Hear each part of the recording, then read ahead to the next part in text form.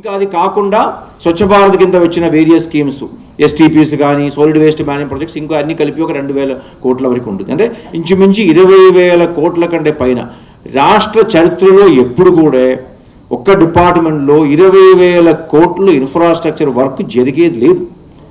నేను ఎందుకు ఈ పాయింట్ హైలైట్ చేస్తున్నామంటే మున్సిపాలిటీలు అప్పు తీసుకున్నాము, అప్పులు పాలైపోతాయనే ప్రచారం మీరు ఫస్ట్ అర్థం చేసుకోండి. రాష్ట్ర ప్రభుత్వం, రాష్ట్ర కేంద్ర ప్రభుత్వాలు కలిపి ఇప్పటికే 20,000 కోట్లు ఇన్ఫ్రాస్ట్రక్చర్ ప్రాజెక్ట్స్ గ్రౌండింగ్ని చేస్తూ దీనితో సరిపోదు. ఇంకా సాచురేషన్ కాన్సెప్ట్లో మనం ప్రతి ఒక్క ఇంటికి ట్యాప్ కనెక్షన్ ఇవ్వాలి, ప్రతి ఒక్క ఇంటి నుంచి మనకు సివరేజ్ సిస్టమ్ ఉండాలి, అండర్ గ్రౌండ్ డ్రైనేజ్ సిస్టమ్ ఉండాలి, డ్రైనేజ్ ఉండాలి, స్ట్రీట్స్ బాగానే ఉండాలి, రోడ్స్ బాగానే ఉండాలి, స్ట్రీట్ లైటింగ్ బాగా ఉండాలి. ఇవన్నీ చేయాలంటే ఇంకా మనకు ఒక 40 కోట్ల వరకు, అంటే 100% 100% చేయాలంటే కావాలి. 123 మున్సిపాలిటీలు ఉన్నాయి ఈరోజు. నేను ఇందాక చెప్పినట్టుగా 40-45% మంది జనాభా మున్సిపాలిటీ ఉంటున్నారు. చేయాలని ఉంది. దాన్ని కూడా ప్రయారిటైజ్ చేస్తూ, అంటే అన్నీ ఒకే రోజు చేయలేము, ఒకే సంవత్సరం చేయలేము కాబట్టి దీన్ని కూడా ప్రయారిటైజ్ చేసి కనీసం ఫస్ట్ ప్రయారిటీ కింద చేయాలన్నా కూడా కనీసం ఒక 10,000-15,000 కోట్ల అవసరం అవుతుంది. ఇది ఎలా తెచ్చుకుంటాము? ఒక పైప్ లైన్ ఏంటి? కేంద్ర ప్రభుత్వం అర్బన్ ఛాలెంజ్ ఫండ్ కింద మనకు 3,600 కోట్ల వరకు గ్రాంట్ ఇస్తున్నాము. ఈ గ్రాంట్ తీసుకోవాలంటే 14,500 కోట్ల విలువ గల ప్రాజెక్టు మనం తయారు చేసి దానికి మినిమం 50%, అంటే ఒక 7-8 కోట్లు మనం బయట నుంచి లోన్ రూపంలో తీసుకుంటేనే మనకి 3,600 కోట్లు వస్తాయి. కాబట్టి this is another pipe line. అంతే తప్ప దీన్ని ఏదో వేరే రకంగా ఇది కరెక్ట్గా అర్థం చేసుకోకుండా దుష్ప్రచారాలు చేసుకుంటే నష్టం మనకి. ఇప్పుడు మనం ఆ రకంగా ఒక బ్యాంకబుల్ ప్రాజెక్టు తయారు చేసి హడ్కోనే కానీ లేకపోతే నాఫిడ్ని కానీ నాబార్డ్ని కానీ పవర్ ఫైనాన్స్ కార్పొరేషన్ని కానీ లేకపోతే మన దగ్గర ఉన్న కమర్షియల్ బ్యాంక్స్ని కానీ వరల్డ్ బ్యాంక్ని కానీ ఏడీబీని కానీ అప్రోచ్ అయ్యేటప్పుడు మాకు కొంత డబ్బు ఇవ్వండి సార్ అని వెళ్ళి అడిగితే ఇస్తారా వాళ్ళు? ఇవ్వరు కదా. మనం ఒక బ్యాంకబుల్ ప్రాజెక్ట్ తయారు చేసి, ఓకే నా మున్సిపాలిటీ కెపాసిటీ ఇది, నా మున్సిపాలిటీకి ఇవన్నీ అసెట్స్ ఉన్నాయి, నా మున్సిపాలిటీకి ఇవి ఆదాయ వనరులు ఉన్నాయి, వచ్చే 10 సంవత్సరాలు నా మున్సిపాలిటీకి ఇంత ఆదాయం వస్తుంది, అలాగే నాకు ఇంత అసెట్ ఉంది, ఈ అసెట్ని నేను డెవలప్ చేస్తే నాకు ఇంత ఆదాయం ఇంకా పెరుగుతుంది. కానీ అది డెవలప్ చేయాలంటే నాకు ఇప్పుడు కొంత అప్పు కావాలి. మీరు అప్పు ఇవ్వాలంటే మీకు అందరికీ తెలిసిన విషయం కదా. ఎవరి దగ్గర వెళ్ళి అప్పు అడిగినా ఫస్ట్ వాళ్ళు ఏమడుగుతారు?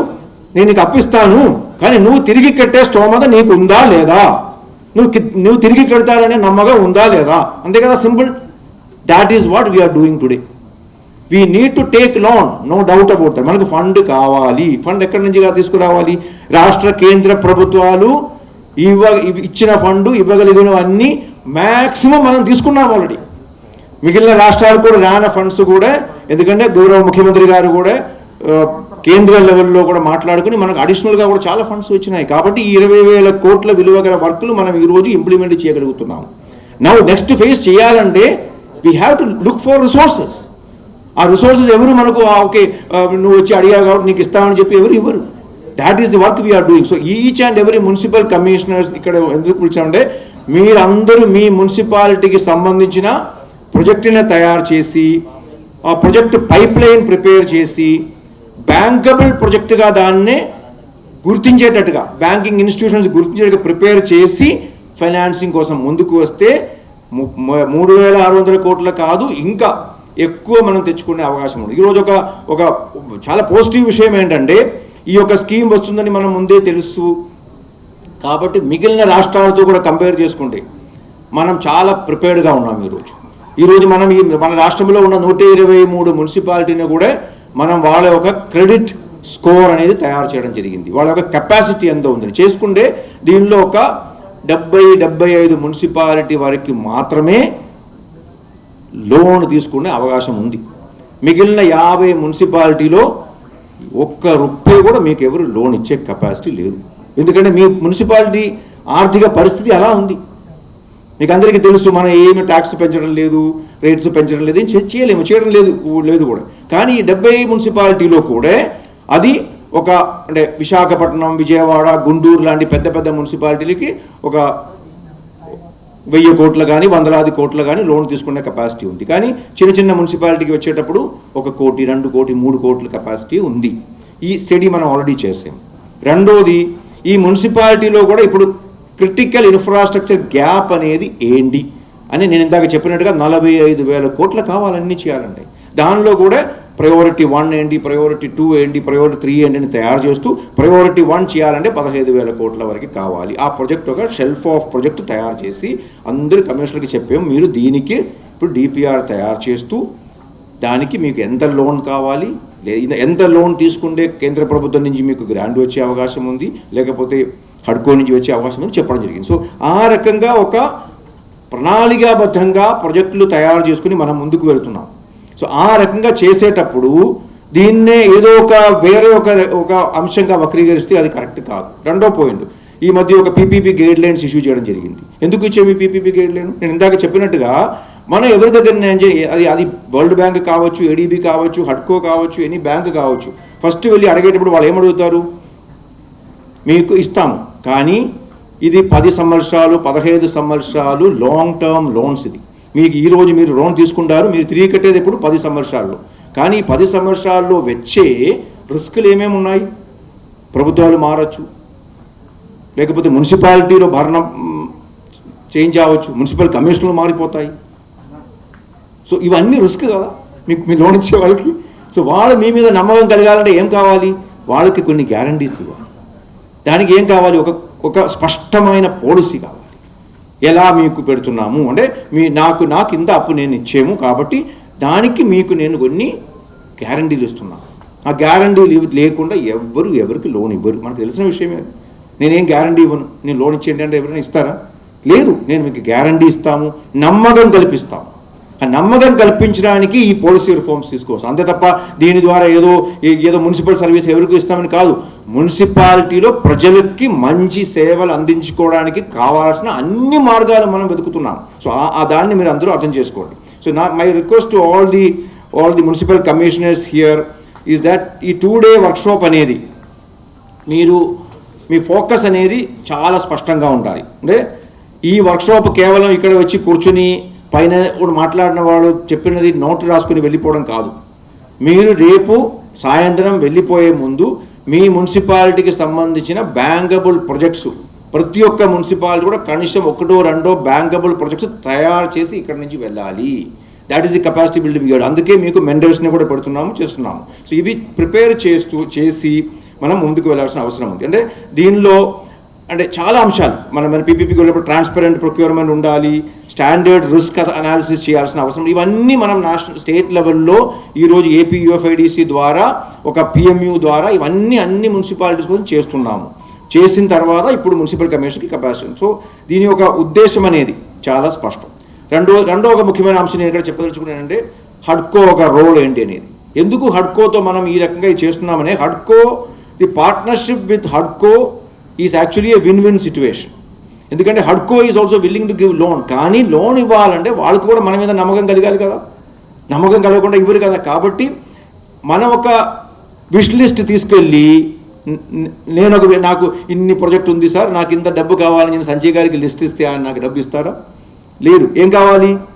నా దగ్గరే బ్యాంకబుల్ ప్రాజెక్ట్ డిపిఆర్స్ ఉండాలి, ఎస్టిమేట్స్ ఉండాలి, దాని ఒక స్ట్రక్చర్ చేసి ఒక స్ట్రక్చర్డ్ ఫామ్లో దానికి ఈ రకంగా నేను డబ్బు సమకూరుస్తున్నాము, ఈ రకంగా నేను ఆ లోన్ తిరిగి కట్టడానికి ప్లాన్ చేస్తున్నామని ఒక ప్రణాళిక ఇస్తే వాళ్ళ దగ్గర కూడా ఫైనాన్షియల్ టీం ఉంటుంది, ట్రాన్సాక్షన్ అడ్వైజర్స్ ఉంటారు, వాళ్ళు అనలైజ్ చేస్తారు ఆ ప్రాజెక్ట్ చేసి అది నమ్మకం కలిగితే అప్పుడు వాళ్ళకి లోన్ ఇస్తారు.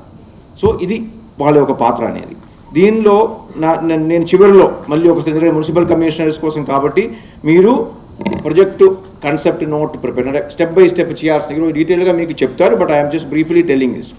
ప్రాజెక్ట్ కన్సెప్ట్ నోట్ మీ దగ్గరే ఉన్న ఈ క్రిటికల్ ఇన్ఫ్రాస్ట్రక్చర్ ప్రాజెక్ట్ తయారు చేయడము, డిపిఆర్ తయారు చేయడం, ఇవన్నీ కూడా మీకు ఈరోజు చెక్ లిస్ట్ రూపంలో ఇస్తున్నాము. ఇవన్నీ ప్రిపేర్ చేయాలి. ఇంకొక పాయింట్ కూడా I want to mention about that.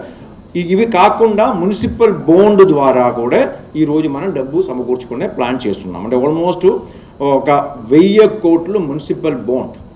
అది కూడా ఇండివిజువల్గా ఒక్కొక్క మున్సిపాలిటీ ఒక్కొక్క వర్క్ కోసమని కాకుండా పూల్డ్ ఫైనాన్స్ అంటారు దానికి. మన దగ్గర ఉన్న ఒక 30-35 మున్సిపాలిటీకి సంబంధించిన అన్ని వనరుల్ని కూడా మనం పూలప్ చేసుకుని పూల్డ్ ఫైనాన్స్ కింద ఒక బాండ్ చేయడానికి మనం ప్లాన్ చేస్తున్నాం. అది కూడా ఒక 2-3 నెలల్లోనే 1000 కోట్లు మున్సిపల్ బాండ్స్ కూడా రాష్ట్ర ప్రభుత్వం రైజ్ చేయడం జరుగుతుంది. That's also another support. ఇంకా ప్రాజెక్టు మీరు తయారు చేసేటప్పుడు కూడా దీనిలో మీరు ఆలోచించాల్సిన కొన్ని అంశాలు ఉన్నాయి. అంటే ఇందుకు ముందు వరకు ఆలోచన ఏముంది, మున్సిపల్ కమిషనర్స్ కానీ ఇంజనీర్స్ కానీ మా పని ఏంటి, ప్రభుత్వం డబ్బు ఇస్తుంది, ఆ డబ్బుకి అనుగుణంగా మేము ప్రాజెక్టు ప్రిపేర్ చేసి ఇంప్లిమెంట్ చేస్తామనేది. ఆ ఆలోచన విధానం పూర్తిగా మార్చుకోవాలి. మీరు ఇప్పుడు ఆలోచించాల్సిన ఏంటి, నాకు ఈ అవసరం ఉంది, దీనికి ఇంత డబ్బు ఖర్చు అవుతాయి, ఈ డబ్బు నేను ఈ రకంగా మొబిలైజ్ చేస్తాము, ఈ రకంగా డబ్బు మొబిలైజ్ చేయడానికి నాకు ఇవన్నీ చేయాలి అని ఆలోచించు. అంత తప్ప డబ్బు ఎక్కడి నుంచి వస్తుంది, వచ్చిన డబ్బుని నేను ఖర్చు పెట్టుకుంటామనే ఆలోచన మానేసుకోవాలి. ఇక్కడ నుంచి వెళ్ళేటప్పుడు ఏ ఒక్క మున్సిపల్ కమిషనర్ కూడా రేపు సార్ నాకు ఇంత అవసరం ఉంది, నాకు ఇంత డబ్బు కావాలని చెప్పి మాత్రం అడగకూడదు. తిరిగి మీరేం చెప్తారు, సార్ నాకు ఈ అవసరం ఉంది, ఈ అవసరాన్నే ఈ రకంగా తీర్చుకునే ప్రణాళిక నేను తయారు చేసుకుంటున్నాను సార్, నేను ఇచ్చిన నా ప్రపోజల్కి మీరు అప్రూవల్ ఇవ్వండి అని అడగాలి. అప్పుడు మీకు అప్రూవల్ ఇస్తాను. So that is the objective of this. So I request all of you to take this us A golden opportunity for you to become the managers of your municipalities. Okay, మనం అందరూ కూడా ఒక్క టీముగా కలిసికట్టుగా పనిచేసుకుంటే రాష్ట్రంలో ఉన్న అన్ని మున్సిపాలిటీలో కూడా మంచిగా ఇది చేసే అవకాశం ఉంటుంది. సో ఇప్పుడు ఇంకొకటి, ఈ రోజు 2 డే వర్క్షాప్ అవుతుంది, మీకు ట్రైనింగ్ ఇస్తున్నాము. మీరు ఒక 30 రోజు ప్రణాళిక అది కూడా మీకు ఇస్తాను. నెక్స్ట్ 30 డేస్లో మీరు ఒక్కొక్క రోజు చేయాల్సిన పని ఏంటనేది 30 డే యాక్షన్ ప్లాన్ కూడా మీకు ఇవ్వడం జరుగుతుంది. At the end of 30 days all of you will have clear list of projects with you, with full clarity, with all the approvals. తో మీ దగ్గర ఈ డీటెయిల్డ్ ప్రాజెక్ట్స్ ఉంటుంది. సో ఇది చేయాల్సిన అవసరం ఉంటుంది. So this is the purpose of this training programme. So I request each one of you to have one word in your mind, from project ideas to project finance, from municipal works to urban transformation, and from city needs to bankable projects. This is the motto. With this motto, each one of you should work to make the state first in the country in the urban transformation. So I once again take this opportunity to thank the Honorable Minister, Chairman HUDCO, and all of you who are attending this conference here. I thank each one of you and wish all the best for this conference. Thank you very much, sir. Principal Secretary గారు, municipal administration మరియు urban development Shri S Suresh Kumar IAS గారికి మరొకసారి మీ అందరి కరతాళ ధన్యవాదాలు, వారికి ప్రత్యేకమైనటువంటి ధన్యవాదాలు తెలియజేస్తున్నాం.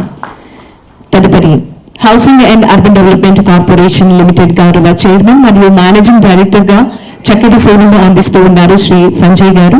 మౌలిక సదుపాయాల రంగంలో 3 దశాబ్దాలకు పైగా విశేషమైనటువంటి అనుభవం కలిగినటువంటి ప్రతిభావంతమైనటువంటి నాయకత్వం, విద్యుత్ ఉత్పత్తి, పంపిణీ, మౌలిక సదుపాయాల అభివృద్ధి మరియు ఆర్థిక నిర్వహణ రంగంలో ఆయన చేస్తున్నటువంటి సేవలు అభినందదాయకం.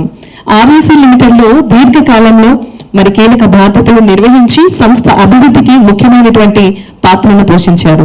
ప్రస్తుతం హడ్కో ద్వారా దేశంలోని సుస్థిర పట్టణాభివృద్ధి, మౌలిక సదుపాయాల విస్తరణకు అనేకమైనటువంటి కీలక మార్గదర్శకత్వం వహిస్తున్నటువంటి సంజయ్ గారిని ఈ రోజు కార్యక్రమాన్ని ఉద్దేశించి మాట్లాడవలసిందిగా కోరుతూ సాదరంగా ఆహ్వానాన్ని తెలియజేస్తున్నాం. Heartiest welcome sir.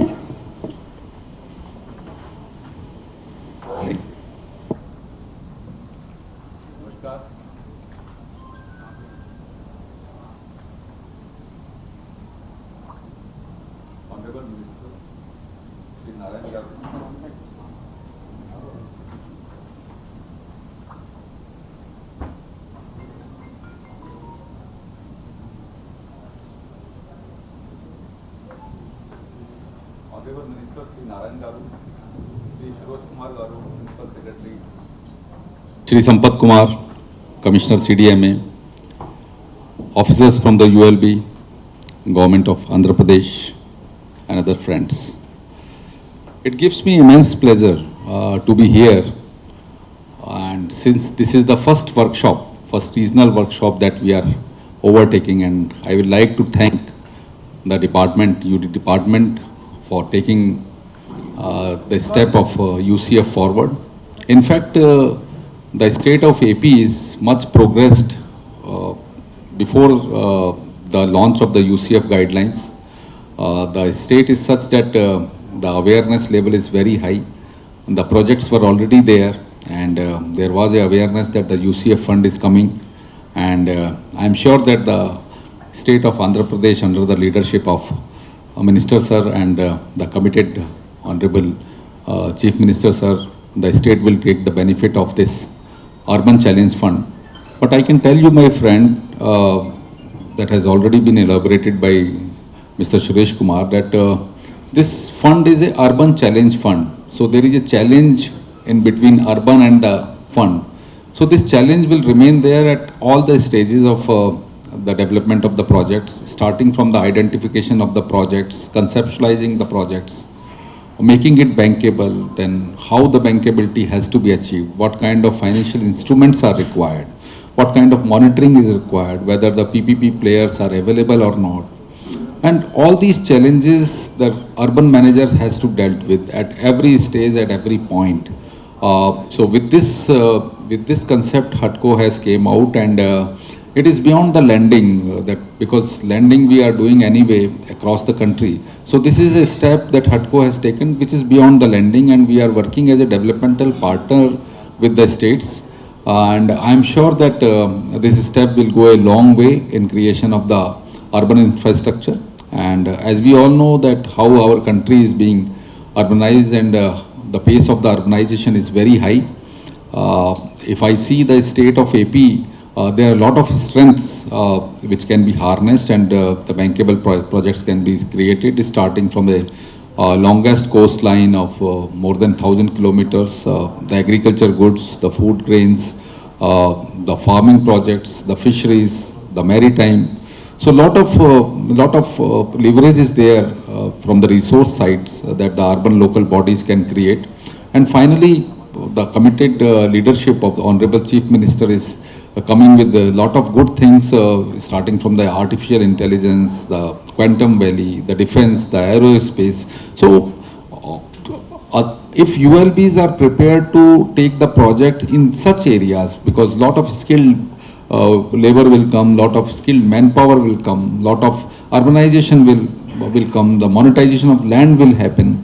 So all these things are the good opportunity for the ULBs to integrate their resources, to leverage their resources, to identify their key economic driver, and around the key economic driver, if they can start making their projects. And the UCF is coming with a 25% grant from the central government, and the state is also prepared to contribute their own share. And for a lot of projects we can identify the PPP players, because we all know that if the private sector player will come as a stakeholder, the stakeholding, then the sustainable operation and maintenance of that kind of projects will come, and these projects will further amplify, will further multiply the impact on the economy. And state of Andhra Pradesh is the fastest growing, and they are growing larger than the national average, and the way Amravati is coming up. So there is lot of leverage that they can come with the area-based plan, city-based plan, or the economic-based plan, integrating few districts around the Amravati.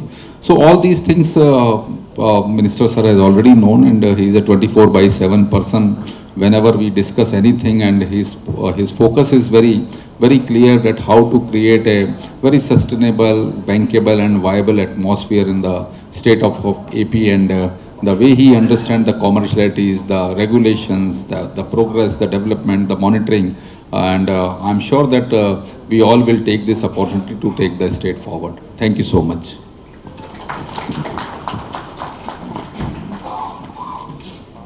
Thank you very much, sir, for sharing valuable words with all of us. Urban Challenge Fund Capacity Building Workshop. ఈ రోజు కార్యక్రమానికి అతిథి వర్యులుగా వచ్చేసినటువంటి గౌరవ మంత్రివర్యులు గౌరవనీయులు Shri doctor Ponguru Narayana గారు ఒక దార్శనిక నాయకుడిగా, విద్యావేత్తగా, విజయవంతమైనటువంటి పారిశ్రామికవేత్తగా, ముఖ్యంగా ప్రజా సేవకుడిగా అనేకమైనటువంటి చక్కటి సేవలను నిర్వహిస్తూ ఉన్నారు. ఒక సాధారణ ఉపాధ్యాయుడిగా ప్రారంభమైనటువంటి ఆయన యొక్క ప్రయాణం నేడు దేశవ్యాప్తంగా గుర్తింపు పొందినటువంటి నారాయణ ఎడ్యుకేషనల్ ఇన్స్టిట్యూషన్ స్థాపకుడిగా చాలా చక్కటి విద్యా సేవలను అందించడం మన అందరికీ కూడా స్ఫూర్తిదాయకం. ప్రస్తుతం ఆంధ్రప్రదేశ్ మున్సిపల్ అడ్మినిస్ట్రేషన్ మరియు అర్బన్ డెవలప్మెంట్ శాఖ గౌరవ మంత్రివర్యులుగా సుస్థిర పట్టణాభివృద్ధి, ప్రజా కేంద్రిత పాలన, యువత శక్తివంతీకరణ మరియు ఆర్థిక పురోగతికి కీలకమైనటువంటి సేవలను అందించడం జరుగుతోంది. మన ఆంధ్రప్రదేశ్ రాష్ట్ర గౌరవ ముఖ్యమంత్రి వర్యులు గౌరవనీయులు శ్రీ నారా చంద్రబాబు నాయుడు గారి యొక్క దూరదృష్టితో అమరావతి అభివృద్ధి పునర్నిర్మాణంలో అనేకమైనటువంటి కీలక పాత్ర పోషిస్తూ ఆంధ్రప్రదేశ్ అమరావతి రాజధానిను ప్రపంచ స్థాయి రాజధానిగా తీర్చిదిద్దేందుకు చక్కటి సేవలను అందిస్తున్నటువంటి గౌరవ మంత్రివర్యులు మున్సిపల్ అడ్మినిస్ట్రేషన్ మరియు అర్బన్ డెవలప్మెంట్ గౌరవనీయులు డాక్టర్ పొంగూరు నారాయణ గారిని ఈ రోజు కార్యక్రమాన్ని ఉద్దేశించి వారి కామూల్యమైనటువంటి సందేశాన్ని అందించవలసిందిగా మీ అందరి కరతాల ధ్వనుల మధ్య వారికి సాదర స్వాగతం సుస్వాగతం తెలియజేస్తూ ఆహ్వానాన్ని తెలియజేస్తున్నాం.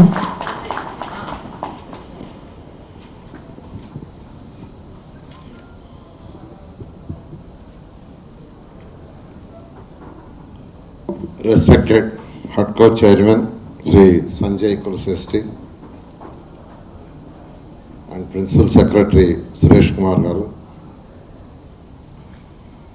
CDMA Sri Sampath Kumar Garu, మరియు ఇక్కడికి వచ్చిన మున్సిపల్ కమిషనర్స్కి మరియు ఇంజనీర్లకి అండ్ మీడియా పర్సన్స్కి నమస్కారాలు. ఈరోజు హడ్కో అర్బన్ ఇన్వెస్ట్మెంట్ అండ్ విండో అనే ఒక ప్రోగ్రామ్ ఇండియా మొత్తం తీసుకొచ్చారు. అర్బన్ ఇన్వెస్ట్మెంట్ విండో ఈ ప్రోగ్రామ్ యాక్చువల్గా ద్వారా వారి యొక్క మెయిన్ ఆబ్జెక్టివ్ ఏంటంటే అర్బన్ ఏరియాలో ఇన్ఫ్రాస్ట్రక్చర్ డెవలప్మెంట్ చేయడానికి సపోర్ట్ చేయటం. అంటే ఏ విధంగా చేస్తే అర్బన్ ఇన్ఫ్రాస్ట్రక్చర్ పెరుగుతున్న దానికి ఒక గైడ్ లైన్స్ ఇవ్వటం. దానికి యాక్చువల్గా దేశం మొత్తం అన్ని రాష్ట్రాల్లో వాళ్ళు చేస్తున్నారు. ఆ నేపథ్యంలో ఈరోజు యాక్చువల్గా మన యొక్క ఆంధ్రప్రదేశ్లో ఈ కార్యక్రమాన్ని ఈ 2 రోజులు ఇవాళ రేపు వర్క్షాప్ చేయడానికి యాక్చువల్గా వాళ్ళు ముందుకు వచ్చినందుకు ప్రత్యేకంగా ఫస్ట్ వాళ్ళని అభినందిస్తున్నాను. Thank you very much sir for doing this workshop. మీకు అందరికీ తెలిసిందే, మనకి ఈరోజు రాష్ట్రంలో 123 మున్సిపాలిటీస్ ఉన్నాయి.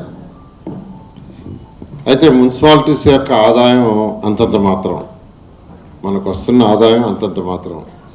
బట్ చేయాల్సిన ఫెసిలిటీస్ చాలా ఉన్నాయి. గ్యాప్ తీసుకుంటే చాలా గ్యాప్ ఉంది. జనరల్గా ఎనీ మున్సిపాలిటీలో పంచాయతీలను ఎక్కడైనా ప్రజలు కోరుకునేది ఏంటంటే దే వాంట్ ఫస్ట్ వాటర్, స్వచ్ఛమైన water, drinking water. That is the first. ఎందుకంటే హెల్త్ బాగుండాలంటే స్వచ్ఛమైన వాటర్ ఉండాలి. అదైన తర్వాత వాళ్ళు కోరుకునేది సాలిడ్ వేస్ట్ని డిస్పోజ్ చేయటం. ఎవ్రీడే వచ్చే హౌసెస్లో కావచ్చు, కమర్షియల్ కాంప్లెక్స్ కావచ్చు, హోటల్స్ కావచ్చు, స్కూల్స్ కావచ్చు, హాస్పిటల్స్ కావచ్చు, వచ్చే సాలిడ్ వేస్ట్ని ఏ రోజుకి ఆ రోజు డిస్పోజ్ చేయాలి. అది డిస్పోజ్ చేయకపోయినా అనేకమైన రోగాలు వస్తాయి. నెక్స్ట్ వాళ్ళు కోరుకునేది యూజ్డ్ వాటర్, అంటే బాత్రూమ్ నుంచి, కిచెన్ నుంచి, టాయిలెట్స్ నుంచి వచ్చే వాటర్ని ఎవ్రీడే డిస్పోజ్ చేయాలని కోరుకుంటారు. నెక్స్ట్ అదైన తర్వాత రెయినీ సీజన్లో వచ్చే వాటరు ఎక్కడా స్ట్రక్ కాకుండా, రోడ్లు బ్లాక్ కాకుండా ఉండడానికి కోరుకుంటారు. నెక్స్ట్ చక్కటి రోడ్లు, నెక్స్ట్ లైట్స్. జనరల్గా ఎనీ సిటిజన్ కోరుకునేది అది. అదైన తర్వాత నెక్స్ట్ వాళ్ళకు కావాల్సిన కమ్యూనిటీ హాల్స్ కావచ్చు, స్కూల్స్ కావచ్చు, హాస్పిటల్స్ కావచ్చు, పార్క్స్ కావచ్చు, ఇంకా డిఫరెంట్ కోరుకుంటారు. అయితే మన మున్సిపాలిటీలో ఫస్ట్ బేసిక్ ఇన్ఫ్రాస్ట్రక్చర్ అయినటువంటి drinking water and used water బయటికి పంపించడం, రెయినీ వాటర్ని ప్రాపర్గా బయటికి పంపించడం, నెక్స్ట్ రోడ్స్, లైట్స్, ఇవి బేసిక్. నేను ఎప్పుడూ యాక్చువల్గా మన కమిషనర్కి, సెక్రటరీకి ఒకటే చెప్తాను, ఈ టర్మ్లో ఫస్ట్ ప్రయారిటీ 5కి ఇస్తాం. Drinking water, quality of drinking water and solid waste బయటకు పంపించడం, ఏది యూజ్డ్ వాటర్ దాన్ని బయటికి ప్రాపర్గా ట్రీట్ చేసి పంపించడం, ట్రీటెడ్ పంపించడం. Next roads, lights. దీని దృష్టిలోనే యాక్చువల్గా ఈరోజు మన రాష్ట్రంలో తీసుకుంటే as and today water supply తీసుకుంటే 2345 2385 MLD అట్ ప్రజెంట్ మనం ఇస్తున్న water, treated water. Still there is a gap of 1327 MLD. But దాన్ని చేయటానికి వీ నీడ్ 17,395 crores. ఈరోజు రాష్ట్రంలో ప్రతి హౌస్కి ట్యాప్ కనెక్షన్ ఇవ్వాలంటే we need 17,394 crores. That is estimation. దాంట్లో ఈరోజు already we started projects for 12,395 crores. అది అమృత 2.0 కావచ్చు, అమృత 1.0 కావచ్చు, UIDF కావచ్చు, ఏషియన్ ఇన్ఫ్రాస్ట్రక్చర్ ఇన్వెస్ట్మెంట్ బ్యాంక్ కావచ్చు. వీటన్నిటి ద్వారా as and today 12,395 crore work grounded. Still there is a gap of another 5,000. Still there is a gap of another 5,000 we need for to give 100% connections. Next, UGD as on today 3,220 kilometers network is there. UGD. Still we need 24,440 kilometers. 24,440. For that we need 24,000 crores. Usually almost for every 1 kilometer we need 1 crore. ఈ స్టేజ్లో దాన్ని యాక్చువల్గా మనం చేసే స్టేజ్లో ఫైనాన్షియల్గా తీసుకుంటే ఈ స్టేజ్లో కొంత చేయగలం, కొన్ని ఏరియాలు యాక్చువల్గా యూజువలీ చేస్తున్నాం. ఈ 24,000 మనం ఖర్చు పెట్టాలంటే అట్ ప్రజెంట్ ఫైనాన్స్ లేదు. బట్ దాంట్లో అట్లీస్ట్ ఒక 3,000 crores కొంత పార్ట్ కొన్ని ఏరియాలు విజయవాడ, విశాఖపట్నం, గుంటూరు, నెల్లూరు ఇట్లా కొన్ని కార్పొరేషన్లో కొంత చేయాలనేది అవర్ టార్గెట్. నెక్స్ట్ రెయినీ సీజన్లో రెయినీ వాటర్ అంటే జనరల్గా ఏంటంటే మన దగ్గర రెయినీ సీజన్లో పోయే వాటర్ యాక్చువల్గా యూజ్డ్ వాటర్ని పంపించేది ఒకే దాంట్లో చేస్తున్నాం. బికాజ్ యూజ్డ్ లేదు కాబట్టి. యూజ్డ్ ఉంటే యూజ్డ్ వాటర్ యూజ్డ్ కింద పోయేది. రెయినీ సీజన్లో వచ్చే వాటర్ యాక్చువల్గా రోడ్డు కట్టే డ్రైన్స్లో పోతుంది. కానీ మన దగ్గర ప్రజెంట్ 2 ఒకటిగానే ఉన్నాయి. అది 24,053 kilometers రెయినీ వాటర్ని డిస్పోజ్ చేసేదానికి at present we have road drains. We need another 23,612 kilometers. ఈ యొక్క డ్రైన్స్ ఏదైతే ఉన్నాయో యూజ్డ్ వాటర్ పంపించేవి 2 ఒకటే అట్ ప్రజెంట్. అది ఈ 24,053 kilometers యాజ్ అండ్ టుడే ఉన్నాయి ప్రాపర్గా. 23,612 kilometers కచ్చా డ్రైన్స్ ఉన్నాయి. అది చేయాలంటే we need 29,000 crores. We need 29,000 crores. But దాన్ని యాక్చువల్గా డిపార్ట్మెంట్కి నేను చెప్పాను, high density, medium density, low density. High density population ఉండే ఏరియాలో ఎంత కావాలి, మీడియం డెన్సిటీ ఎంత కావాలి, లో డెన్సిటీ ఎంత కావాలని ఎస్టిమేట్ చేయమన్నాను. వాళ్ళు ఇచ్చిన ఎస్టిమేషన్ ఏంటంటే హై డెన్సిటీ ఉండే ఏరియాలో ఆ బ్యాలెన్స్ ఖర్చా కంప్లీట్ చేయాలంటే we need 5,000 crores. Medium density ఉండే ఏరియాలో ఖర్చా డ్రైన్స్ పూర్తి చేయాలంటే 4,000 crores. అండ్ యాక్చువల్గా లో డెన్సిటీ అక్కడక్కడ ఒక హౌస్ ఉంటుంది, అది చేయాలంటే అనదర్ 20,000 crores. సో నేను డిపార్ట్మెంట్కి ఏం చెప్పానంటే హై డెన్సిటీ, మీడియం డెన్సిటీ ఈ టర్మ్లో ఈ యొక్క రాబోయే 3 yearsలో కంప్లీట్ చేస్తాం. దాని మీద వర్కౌట్ చేయమన్నాను. అది 9,000 crores అవుతుంది. ఆ 9,000 crores మ్యాక్సిమం ఈరోజు ఈ UCF ఎక్కడైతే లోన్స్ రైజ్ చేయగలవో ఆ ఏరియాలో డ్రైన్స్ పూర్తి అయ్యేదానికి పెట్టమన్నాను. ఒక 5,000 crores I think as on today loans raise చేయగలిగిన కెపాసిటీ ఉందని చెప్పారు. అంతేనా? 5,000 crores.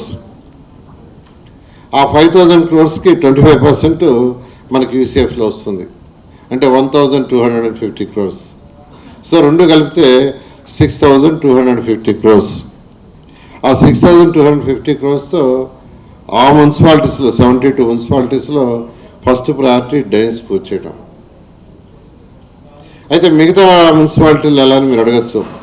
దానికి ఏంటంటే ఒక 5000 crores యాన్యుటీ మోడల్లో ముందుకు పోతున్నాం. ఫైనాన్స్ వాళ్ళు యాక్సెప్ట్ చేశారు. యాన్యుటీలు అంటే ఎవరైతే యాన్యుటీకి ముందుకు వస్తారో వాళ్ళు 40% మనం ఇస్తాం, 60% వాళ్ళు పెట్టుకునేటట్టుగా 10 yearsలో repayment. So 60% they will invest, 40% we have to invest. ఆ 40%కి మనకున్న ఎల్ఆర్ఎస్ బీపీఎస్లో ఏదైతే అమౌంట్ వస్తుందో ఆ అమౌంట్ని పెడదలుచుకున్నాం. ఈరోజు మనకు ఎల్ఆర్ఎస్ బీపీఎస్లో కొంత అమౌంట్ వస్తుంది. ఆల్రెడీ 600 crores వచ్చింది.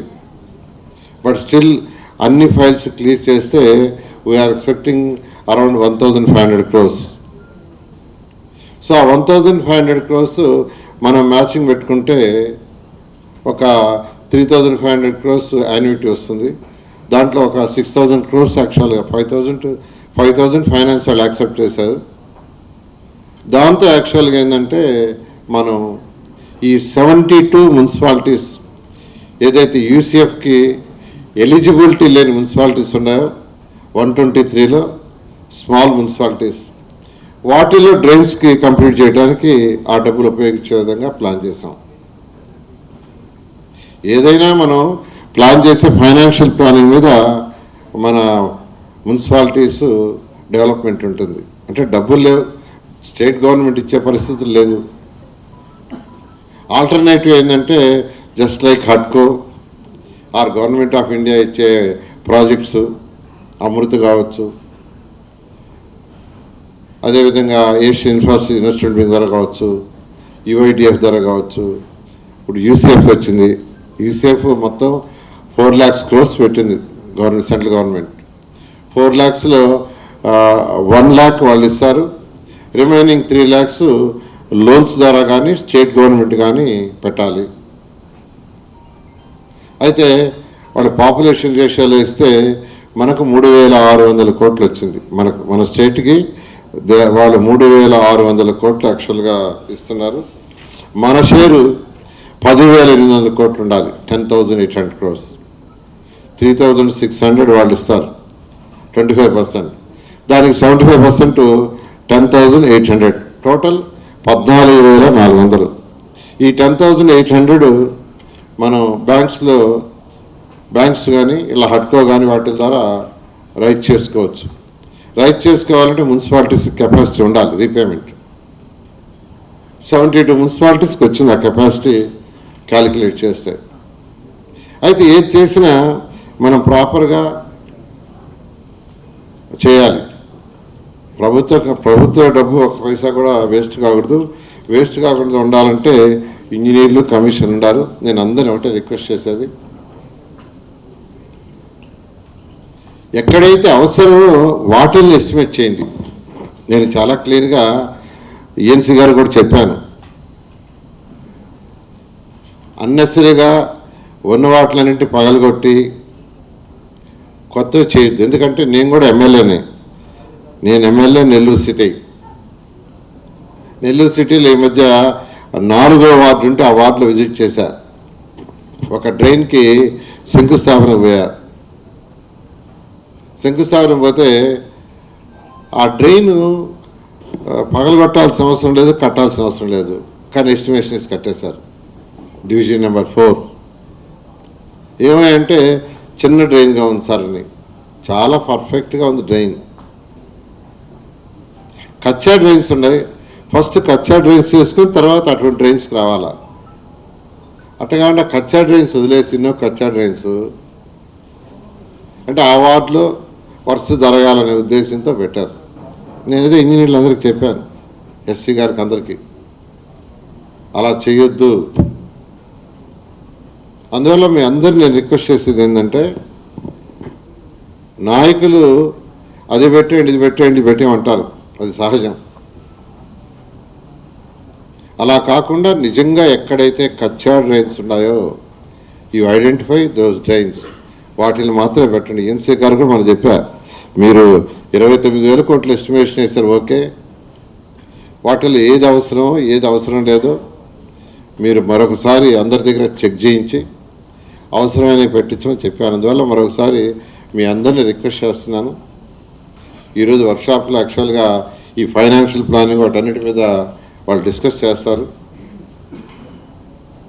దాంతో మీరు చూసుకోవాల్సింది మరొకసారి అటు కమిషనర్స్, ఇంజనీర్స్ ఏదైతే నీడో ఏదైతే అవసరమో దానికే ఉపయోగించే విధంగా చేయండి. నేను అది కూడా మన ఈఎన్సీకి కమిషనర్కి సెక్రటరీ చెప్పా, ఎక్కడైతే ఆల్రెడీ డెన్సిటీ ఆఫ్ పాపులేషన్ పక్కన డ్రైన్స్ కచ్చా డ్రైన్స్లో చేస్తాం, అటుకాండి ఊరి బయట ఎక్కడో ఉంది అక్కడ ఇళ్ళు లేవు, అవి థర్డ్ ఫేజ్లో పెట్టుకుంటాం. ఈ విషయంలో మీరు ఆల్ కమిషనర్స్ పర్టికులర్, ఎందుకంటే నాయకులు ఏం చేస్తారంటే ఆ ఊరు బయట ఉండే కట్టమంటారు. ఆ 6 అడుగులు 8 అడుగులు 10 అడుగులు డ్రైన్స్ ఏదో ఉన్నాయి. ఇప్పుడు ఒంగోలు ఉంది, ఒంగోలులో ఆ మెయిన్ కెనాల్ చేయమంటున్నారు, పెద్ద కెనాల్ అయితే ఇంకా 20 feet 40 feet ఉంది. నేను ఎమ్మెల్యే చెప్తున్నా, ఫస్ట్ ఆ చిన్న డ్రైన్స్ని కంప్లీట్ చేసుకోమని. ఇంకా ఒకరోజు ఎస్సీ కాలనీ పోతే ఎస్సీ కాలనీ అన్ని కచ్చా డ్రైన్స్ ఉన్నాయి.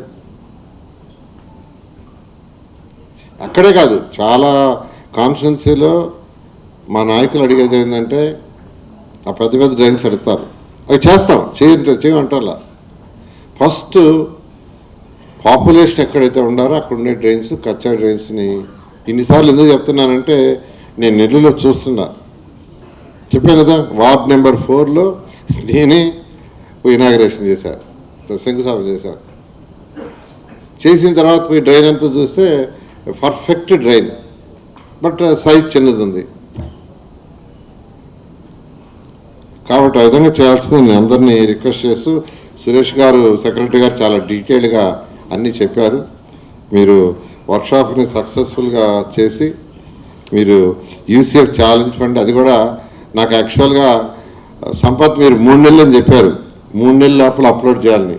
ఈ మంత్లో శాంక్షన్ చేస్తున్నారంట, ఎస్టర్డే సార్ చెప్పారు. సెకండ్ ఫేజ్ ఈ మంత్లో ఇస్తున్నారంట. మీరు ఈ మంత్లో మొత్తం 3,600కి తీసుకురావాల, వాళ్ళ షేర్ 3,600.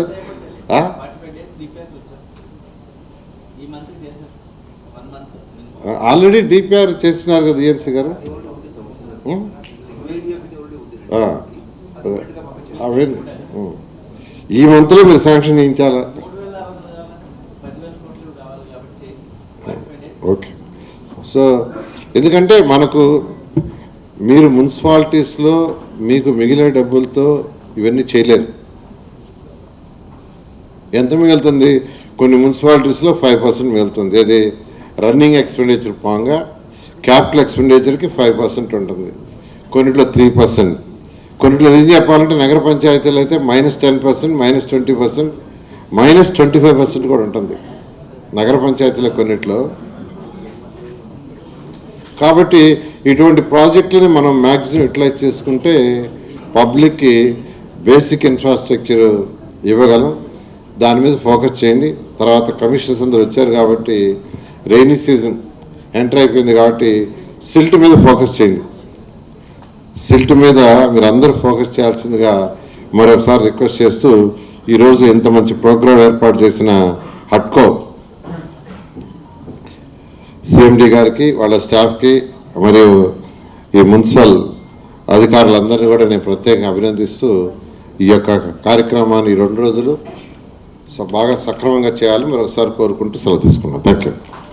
ధన్యవాదాలు సార్. గౌరవ మంత్రివర్యులు గౌరవనీయులు డాక్టర్ పొంగూరు నారాయణ గారికి ఈ సందర్భంగా మరొకసారి మీ అందరి కడపల మధ్య వారికి ప్రత్యేకమైనటువంటి ధన్యవాదాలు తెలియజేస్తూ, మరి వారి చేతుల మీదుగా సంజయ్ గారిని సత్కరించవలసిందిగా కోరుతున్నాం. మీ రిక్వెస్ట్ సంజయ్ గారు, కైండ్లీ యాక్సెప్ట్ ఫెలిసిటేషన్. గౌరవ మంత్రివర్యులు వారి చేతుల మీదుగా షాల్తో సత్కరించవలసిందిగా కోరుతున్నాము. అదేవిధంగా గౌరవ ప్రిన్సిపల్ సెక్రటరీ గారు లార్డ్ బుద్ధాన్ని బహుకరిస్తారు. అదేవిధంగా సంపత్ గారు ప్లాంట్తో వారికి సత్కరించడం జరుగుతుంది. Sanjay Garu is a leader of excellence in infrastructure and finance with decades of impactful service across India's power, urban development and financial sectors. A visionary architect of the sustainable growth, shaping the journey towards Vikasit Bharat 2047 through innovation, inclusion and transformative leadership. He is a beacon of excellence and master of vision and the leader of national progress. Thank you very much, Sanjay Garu, for your presence. Once again, give him a big round of applause, dear ladies and gentlemen. Thank you very much, sir.